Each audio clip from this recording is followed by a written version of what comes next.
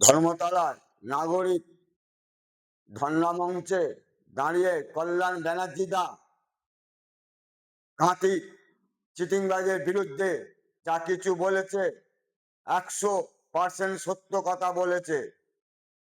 হ্যাঁ, দিদির হাওয়াই চটি ওর মাথার উপরে না থাকলে কাঁথির লোকেরা ওকে চিনত না, মেদিনীপুরের লোকেরাও ওকেও চিনত না।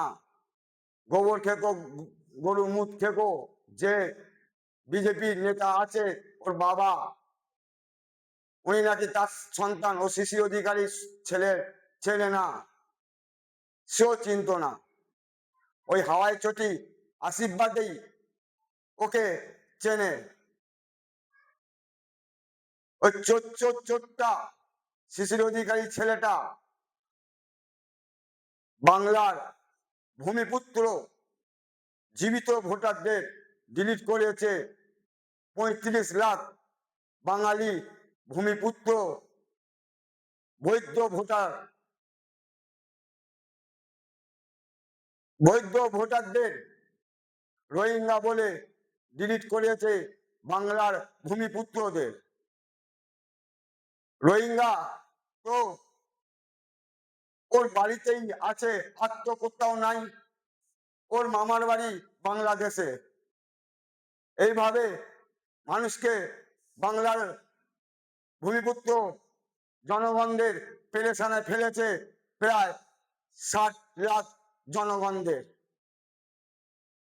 ওই চোরটা শিশির অধিকারী ছেলেটা, শুভেন্দু অধিকারী তোকে বলছি রে, তুই রোহিঙ্গা একটা দেখা বাংলায় কোথায় আছে?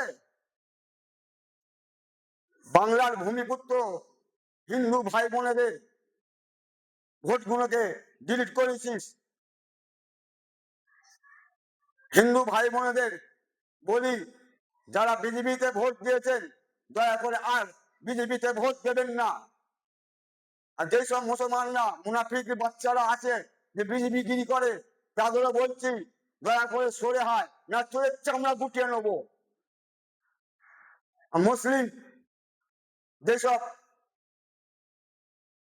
উঠাইগিরি আছে বিজেপি করে, তাদের বলছি আমি, তোরা ওখান থেকে সরে আয়, বিজেপি গিরি করা তোদের চামড়া গুটিয়ে নেবো একবারে, সাবধান হয়ে যা। বৈধ ভোটারদের অবৈধ করছিস তোরা সকলে মিলে। তাই বাংলার বাঘিনী জিন্দাবাদ, আমাদের সেনাপতি অভিষেক ব্যানার্জি জিন্দাবাদ, মমতা ব্যানার্জি জিন্দাবাদ, আমাদের শ্রীরামপুর লোকসভা সাংসদ কল্যাণ ব্যানার্জি দা জিন্দাবাদ, কল্যাণ ব্যানার্জি দা জিন্দাবাদ, অভিষেক ব্যানার্জি জিন্দাবাদ। জয় বাংলা, জয় বাংলা। তৃণমূল কংগ্রেস জিন্দাবাদ, তৃণমূল কংগ্রেস জিন্দাবাদ।